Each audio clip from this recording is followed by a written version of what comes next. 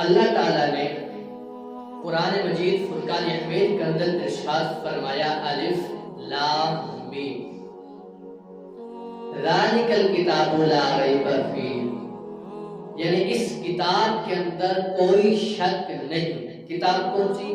وہ کتاب قرآن مجید ہے۔ یعنی پورا الحمدللہ رب العالمین سے لے کر من الجنت والناس تک یہ جو پورا قرآن پاک اللہ تعالیٰ کی کتاب ہے، اس پوری کتاب کے اندر جتنا بھی کلام پاک آیا ہے اس میں کوئی بھی شک نہیں ہے۔